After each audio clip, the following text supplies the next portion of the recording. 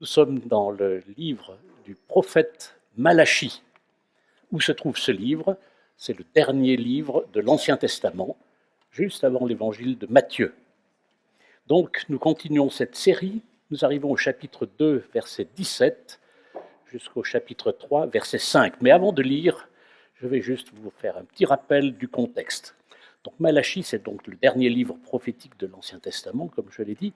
Ce prophète intervient environ 4 siècles avant Jésus-Christ, à un moment où le peuple d'Israël s'était complètement relâché et même détourné de Dieu après l'exil et après une période de renouveau du temps de Néhémie en particulier et d'Esdras. Dans un premier discours au chapitre 1, Dieu commence par affirmer l'amour qu'il a pour son peuple, même s'il n'approuve pas son comportement. Puis, il leur adresse une série de reproches sur lesquels nous reviendrons. J'avais évoqué des échanges très directs, un peu comme dans un match de boxe. Malachie poursuit sa remise en cause du peuple d'Israël avec un nouveau round dans ce match, un nouveau coup de poing, en quelque sorte, en interpellant avec un magistral « Vous me fatiguez, vous fatiguez l'Éternel par vos paroles » dans notre texte que nous allons lire. Et je vous invite à écouter donc la lecture de Malachie 2, verset 17, jusqu'à 3, verset 5. Je lis dans la traduction du second 21. « Vous fatiguez l'Éternel par vos paroles, et vous dites, en quoi l'avons-nous fatigué ? C'est en disant, l'Éternel voit d'un bon œil celui qui fait le mal, c'est en lui qu'il prend plaisir. Ou encore, où est le Dieu de la justice, dites-vous ? Voici que j'enverrai mon messager pour me préparer le chemin. Et soudain, il entrera dans son temple. Le Seigneur que vous cherchez, le messager de l'alliance que vous désirez, le voici qui arrive, dit l'Éternel, le Maître de l'univers. Qui pourra supporter le jour de sa venue? Qui restera debout quand il apparaîtra? En effet, il sera pareil à un feu purificateur, à la lessive des blanchisseurs. Il s'assiera pour fondre et purifier l'argent. Il purifiera les descendants de Lévi. Il les rendra purs comme on rend pur l'or et l'argent. Et c'est en suivant la justice qu'ils présenteront des offrandes à l'Éternel. Verset 4. Alors, l'offrande de Juda et de Jérusalem sera agréable à l'Éternel, comme autrefois, comme par le passé. Je m'approcherai de vous pour le jugement, et je m'empresserai de témoigner contre les magiciens et les adultères, contre ceux qui prêtent de faux serments, contre ceux qui exploitent le salarié, qui oppriment la veuve et l'orphelin, qui font tort à l'étranger, et ne me craignent pas, dit l'Éternel, le Maître de l'univers. Un texte assez direct, assez dur. Verset 17 du chapitre 2, premier verset, « Dieu est fatigué d'entendre toujours les mêmes paroles d'Israël. » C'était tout le temps les mêmes murmures, les mêmes reproches, les mêmes mécontentements. Malachie leur dit tout net, « Vous fatiguez l'Éternel par vos paroles. » Mais de quoi s'agissait-il en fait? Avant d'entrer dans le vif du sujet, on peut déjà noter que Dieu n'hésite pas dans sa parole à exprimer sa lassitude et même sa colère. Ça peut des fois nous arriver de recevoir aussi ce genre de message. Peut-être que parfois on parle trop vite de l'amour et de la grâce de Dieu, alors qu'il faudrait aussi entendre les raisons de sa colère et, si besoin, nous remettre, le cas échéant, en question. Et lorsque Dieu se met en colère, lorsqu'il dit à son peuple « vous me fatiguez », ça vaut le coup de s'intéresser au comportement qui dérange Dieu. Nous avons probablement des enseignements à en tirer pour nous-mêmes aujourd'hui. Quel était le reproche formulé envers Dieu? Eh bien, nous allons voir que le problème soulevé correspond à un problème que rencontrent tous les êtres humains. Dans les rounds précédents, Dieu avait d'abord mis en évidence leur manque de consécration. Le peuple célébrait le culte juste par devoir, par tradition, et non par sincérité. Et il offrait en sacrifice des animaux estropiés. Le round suivant, dans le round suivant, les prêtres eux-mêmes, qui étaient censés enseigner le peuple, sont repris sévèrement. Ils déformaient l'enseignement, se comportaient mal et entraînaient le peuple dans de mauvaises voies. Dans un troisième discours, encore au chapitre 2, Dieu, par la bouche de Malachie, reproche aux hommes de s'être détournés de Dieu en ayant épousé des femmes étrangères qui adoraient d'autres dieux que l'Éternel. Il y avait aussi le problème des répudiations. En effet, les hommes quittaient leurs femmes pour en épouser d'autres, notamment des plus jeunes. Le peuple avait été mis en face de sa faillite, mais au lieu de réagir par la repentance, ils cherchent des excuses.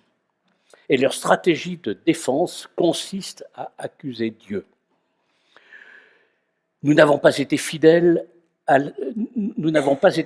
l'alliance, mais regarde les gens qui ne te suivent pas et qui prospèrent, alors que nous sommes dans la misère.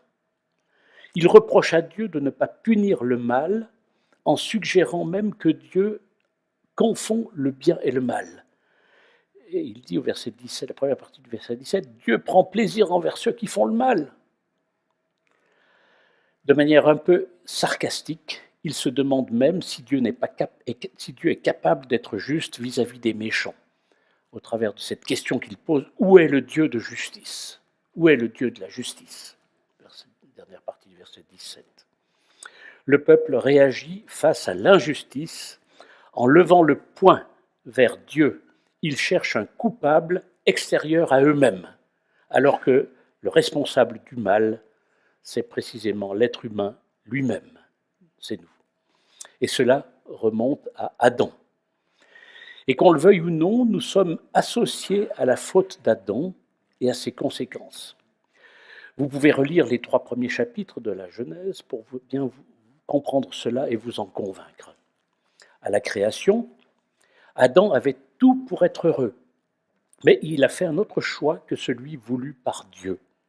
Et les conséquences de ce choix, c'est le péché qui a été transmis à l'ensemble des descendants d'Adam jusqu'à nous. Donc, le peuple du temps de Malachie, comme nous aujourd'hui encore, nous ne pouvons pas tenir Dieu pour responsable du mal et de l'injustice, alors que c'est nous qui sommes dans le sillon d'Adam et qui sommes responsables de ces injustices. D'où la colère légitime de Dieu au verset 17. Et comment réagissons-nous alors que nous sommes entraînés dans cette spirale que la Bible appelle le péché? Est-ce que l'on reconnaît nos fautes ou est-ce qu'on cherche à les justifier? On peut les minimiser, on peut se dire que ce n'est pas trop mauvais, parce qu'il y en a tellement d'autres qui font tellement pire que nous. C'est un peu comme si on remettait en cause toute la sagesse de Dieu, sa toute-puissance, son omniscience, etc. Et Dieu va répondre aux interrogations du peuple, mais pas comme le peuple pouvait s'y attendre. Le jugement de Dieu, en fait, va venir. Et ce jugement ne va pas s'abattre que sur les autres, que sur ceux qu'il croit être des méchants, ou sur leurs ennemis. Non, Dieu a aussi l'intention de purifier son peuple, et il annonce pour cela l'arrivée d'un messager qui va accomplir cette œuvre de purification. Et nous sommes maintenant dans la deuxième partie de notre texte, au verset 1 à 4. L'œuvre purificatrice du messager. Chapitre 3, verset 1. « Voici que j'enverrai mon messager pour me préparer le chemin, et soudain il entrera dans son temple, le Seigneur que vous cherchez, le messager de l'alliance que vous désirez. Le voici qui arrive, dit l'Éternel, le Maître de l'univers. » Pour être exact, il n'est pas question ici dans le verset 1 que d'une seule personne. On pourrait penser qu'il n'y a qu'un seul messager. Mais en fait, il y a 2 messagers dans ce verset. La première personne, c'est un messager qui va préparer le chemin. Et la deuxième personne, là, on discerne l'œuvre, et dans ce premier messager, on discerne l'œuvre de Jean-Baptiste. Et par exemple, avec ce verset que l'on trouve dans le livre du prophète Ésaïe, qui dit « Une voix crie dans le désert, préparez le chemin de l'Éternel, faites une route bien droite pour notre Dieu dans les endroits arides. » Et la deuxième personne, justement, mentionnée dans ce même verset, eh bien, c'est le Seigneur que vous cherchez, c'est le messager de l'Alliance, nous dit le texte, et c'est le maître de l'univers. Et là, ce n'est pas Jean-Baptiste, là, c'est une personne qui peut s'identifier aussi bien à Dieu qu'à Jésus-Christ, son Fils. Et donc nous avons là déjà une première affirmation prophétique de la divinité de Jésus-Christ. Et Malachie enchaîne avec les versets 2 et 3 qui précisent la mission et l'action de ce messager, le deuxième messager. Qui pourra supporter le jour de sa venue? Qui restera debout quand il apparaîtra? En effet, il sera pareil à un feu purificateur, à la lessive des blanchisseurs. Il s'assiera pour fondre et purifier l'argent. Il purifiera les descendants de Lévi. Il les rendra purs comme on rend pur l'or et l'argent. Et c'est suivant la justice qu'ils présenteront des offrandes à l'Éternel. Alors l'offrande de Juda et de Jérusalem sera agréable à l'Éternel comme autrefois, comme par le passé, pas comme du temps de Malachie. Donc ce deuxième messager est comparé à un feu purificateur et à la lessive des blanchisseurs. Le feu purificateur n'est pas un feu de forêt qui dévaste tout sur son passage, comme on a pu le voir cet été en Gironde et dans d'autres régions, mais c'est un feu ciblé, maîtrisé, qui œuvre sous un creuset dans lequel se trouve du minerai, mélange de cailloux, de poussière et d'oxyde métallique. Les scories, les parties impures, sont détruites par le feu ou sont isolées par le feu. Elles sont retirées par le fondeur, si bien que le métal précieux devient de plus en plus pur, au point que le fondeur peut même, au final, se voir comme dans un miroir, à condition de ne pas être trop près. La lessive du blanchisseur, alors aujourd'hui, ça n'existe plus trop. À l'époque, elle était certainement à base de potasse, donc très active, très puissante pour absorber les impuretés et donner tout son éclat au linge. Et ce qui est intéressant, c'est de constater qu'au verset 3, le fondeur, il s'assied. Je n'avais jamais fait attention à cet élément, c'est que en fait, le fondeur prend du temps. S'il s'assied, ça dure un certain temps, cette purification. Ça prend du temps. Et ça veut dire qu'il aime aussi le travail bien fait. Il n'aime pas le travail bâclé. Cette première cible de ce feu du fondeur, ce sont les descendants de Lévi, nous dit le texte. Autrement dit, les prêtres qui ont été infidèles et que Dieu veut réhabiliter. Ce sont les premiers concernés parce qu'ils portaient une grande responsabilité dans le laisser-aller du peuple. Et plus tard, dans le Nouveau Testament, au début de l'Église, l'apôtre Jacques nous dit au chapitre 3, verset 1 de son épître, « Ne soyez pas nombreux à enseigner, vous le savez, nous qui enseignons, nous serons jugés plus sévèrement. » C'est intéressant de voir que Jacques met le doigt sur la responsabilité des responsables dans une église, de ceux qui enseignent, et que nous serons jugés plus sévèrement. Donc tous ceux qui ont une responsabilité dans l'enseignement des enfants, par exemple, ou dans les groupes de maison, ou au culte, tous ceux qui ont une parole pour l'Église, eh bien, nous serons jugés plus sévèrement. Et donc nous devons prendre cela très au sérieux. C'est pour ça qu'il dit d'ailleurs qu'il ne faut pas qu'il y en ait trop. Si tout le monde parle, le message est moins distinctif. Mais la deuxième cible implicite de ce feu du fondeur, c'est le peuple tout entier, puisque le verset 4 étend le bénéfice de cette purification à l'ensemble de Juda et de Jérusalem. Ainsi, après cette purification, le peuple n'offrira plus d'animaux estropiés, comme auparavant, mais des offrandes vraiment consacrées à la gloire de Dieu. Les offrandes nouvelles sont agréables à Dieu parce que les cœurs et les vies ont été purifiés par le feu du fondeur, par la potasse, j'allais dire la potasse d'Alsace, parce qu'il y a des mines de potasse en Alsace, par la potasse du blanchisseur. En fait, cette œuvre de purification dure toute une vie. Mais revenons à l'annonce de l'arrivée de ces deux messagers et à leur ministère. Comment, en fait, cette prophétie s'est-elle accomplie? J'en ai déjà parlé. D'abord, Dieu a envoyé Jean-Baptiste comme un précurseur pour préparer la venue du Seigneur et annoncer la bonne nouvelle d'un plus grand que lui. Et Jean-Baptiste a accompli son ministère avec fidélité en baptisant du baptême de repentance, en ne mâchant pas ses mots.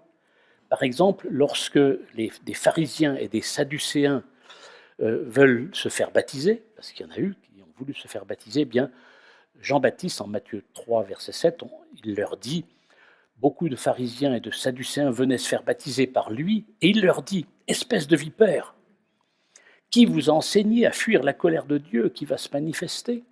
Produisez plutôt des fruits, pour fruits des actes qui montrent que vous avez changé. Ne vous imaginez pas qu'il vous suffit de répéter en vous-même « Nous sommes des descendants d'Abraham », car regardez ces pierres, je vous déclare que Dieu peut en faire des enfants d'Abraham. La hache est déjà sur le point d'attaquer les arbres à la racine. Tout arbre qui ne produit pas de bons fruits sera coupé et jeté au feu.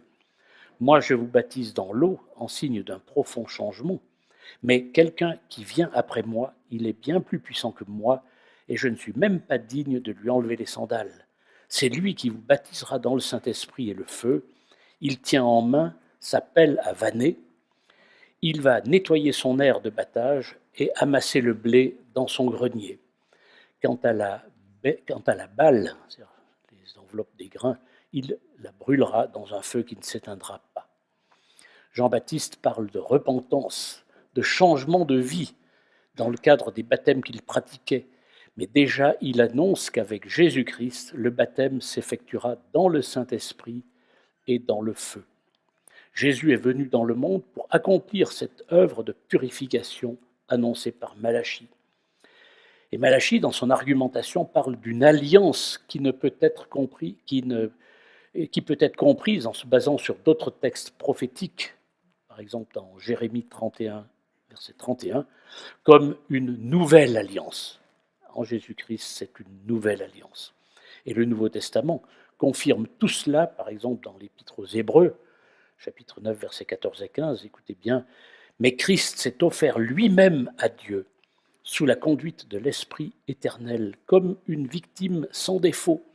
À combien plus forte raison, par conséquent, son sang purifiera-t-il notre conscience des œuvres qui mènent à la mort, afin que nous servions le Dieu vivant. » Voilà pourquoi il est le médiateur d'une alliance nouvelle, afin que ceux qui sont appelés reçoivent l'héritage éternel que Dieu leur avait promis.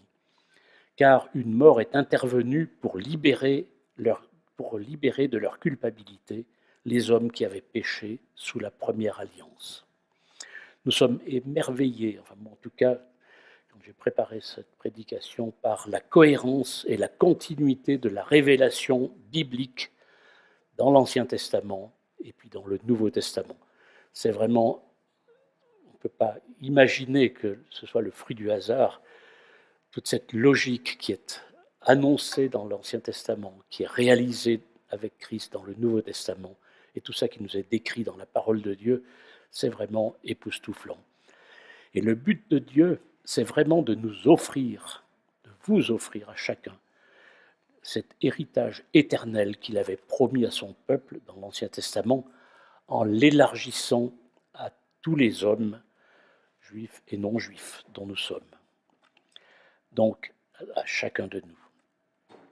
Et ce rappel est une excellente transition pour aborder le dernier verset de notre texte, le verset 5, qui annonce le jugement final de Dieu. Le jugement final de Dieu.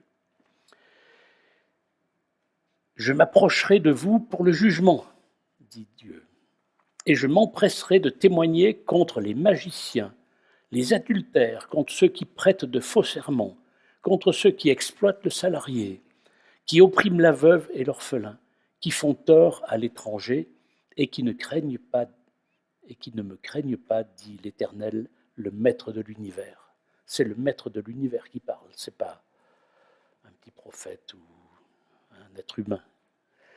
C'est le maître de l'univers. Donc Dieu répond de manière très précise à l'objection de départ qui s'interrogeait sur l'existence même d'une justice, en disant au début du texte, où est le Dieu de justice? Où est le Dieu de justice?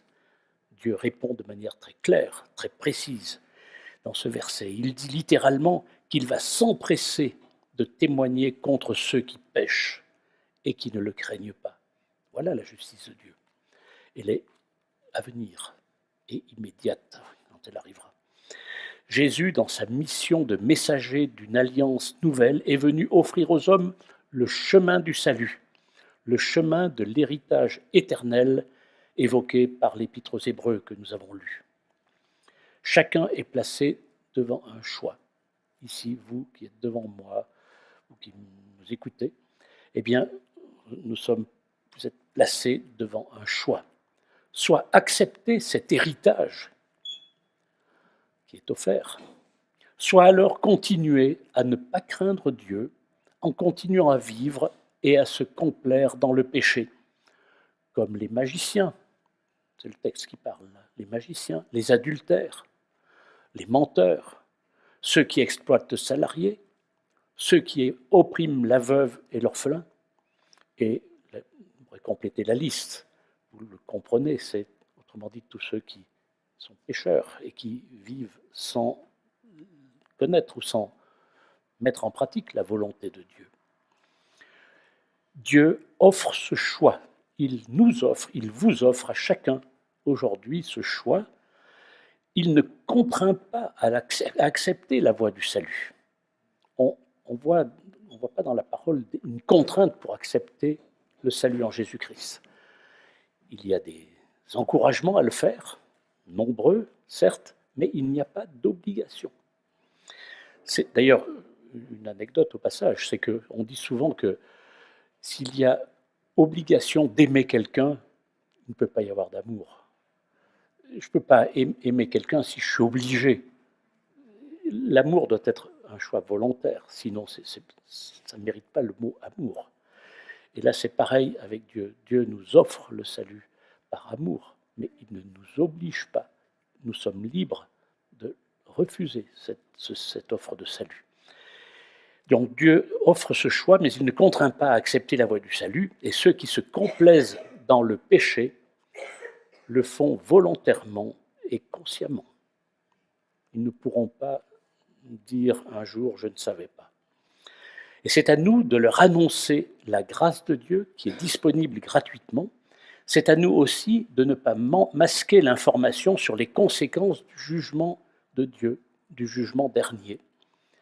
Et je vais faire plaisir à Emmanuel, notre libraire dans l'Église, je vais faire référence à cet ouvrage de théologie systématique qui est de Wayne Grudem. Bon, c'est un livre un peu épais, mais qui est très accessible, qui nous présente plusieurs effets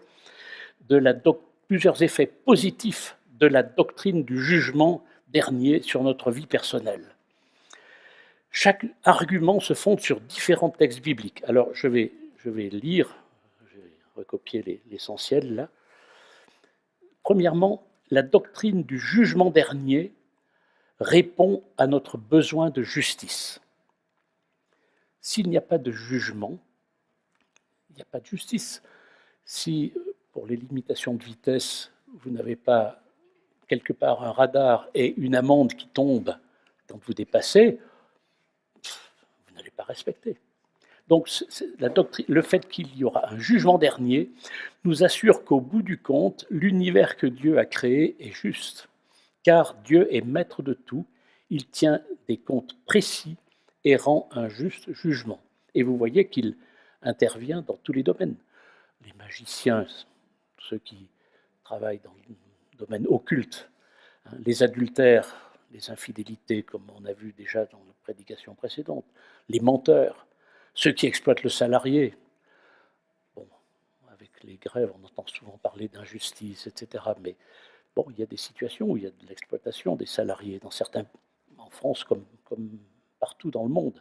des pays peut-être encore plus que chez nous, ceux qui oppriment la veuve et l'orphelin. Bon, il y a des pays où les veuves et les orphelins sont, on n'en prend pas soin, ils sont opprimés. Voilà. Et Dieu intervient dans tous les domaines, je veux dire, du péché. Il juge tous les domaines du péché. Donc, on ne peut pas dire « Ah oui, mais ça c'est un petit péché, il n'y a que moi qui le connais ». Dieu, il connaît et il intervient et il juge dans tout. Donc, la doctrine du jugement répond à notre besoin de justice dans le monde. Deuxièmement, la doctrine du jugement dernier nous permet de pardonner aux autres librement. Nous prenons conscience que ce n'est pas à nous de nous venger de ceux qui font le mal, ni même de vouloir le faire, car c'est Dieu qui s'est réservé ce droit. Ça nous délivre d'une contrainte. Souvent, on a envie. Ah, il m'a fait ça, mais il va le payer. Ah, il va le payer. Oui, on a envie de faire ça, mais c'est réservé à Dieu. Dieu assurera ça au moment du jugement dernier. C'est dans cet ouvrage que j'ai trouvé ces arguments très intéressants. Troisièmement, la doctrine du jugement dernier nous encourage à vivre selon la justice.